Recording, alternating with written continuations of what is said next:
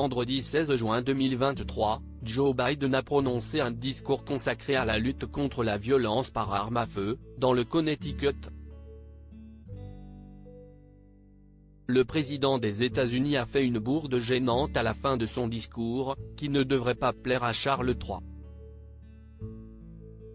Les facultés mentales du président des États-Unis à nouveau pointées du doigt. Vendredi 16 juin 2023, Joe Biden s'est rendu à West Hartford dans le Connecticut pour prononcer face à des étudiants un discours consacré à la lutte contre la violence par arme à feu.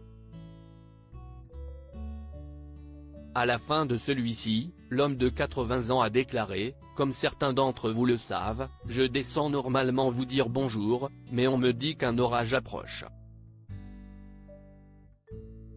C'est bien ça ? C'est la vérité, ne mentez pas. Un brin perturbé, le président des États-Unis a ajouté, « Je vais vous dire quelque chose. Voilà ce que je vais faire.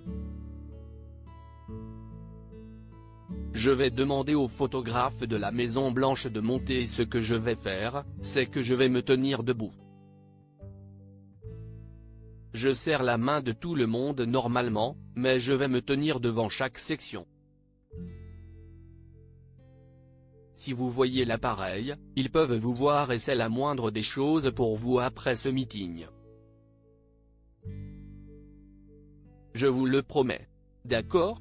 God save the Queen. » Suite à cette prise de parole, Joe Biden a dû se faire aider pour quitter la scène. Sur Twitter, les internautes ont été nombreux à se demander si le président des États-Unis avait toute sa tête et oublié la mort d'Elisabeth II. C'est une blague ? Oh mon Dieu, faites-le sortir de scène. Il est atteint de démence, ça se voit. Il a oublié qu'elle est morte ? C'est tellement embarrassant. Il ne se rappelle pas qu'il a assisté à ses funérailles à Londres ? Peut-on lire.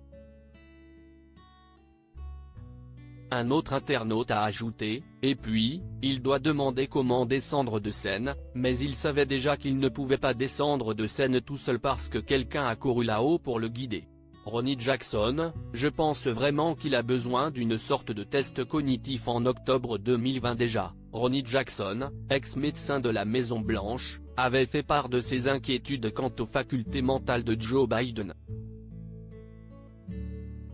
Je suis convaincu qu'il n'a pas la capacité mentale, la capacité cognitive de servir en tant que notre commandant en chef et chef d'État.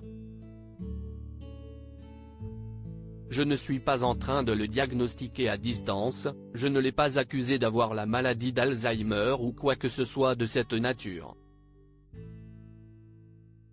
Je pense vraiment qu'il a besoin d'une sorte de test cognitif, avait-il fait savoir.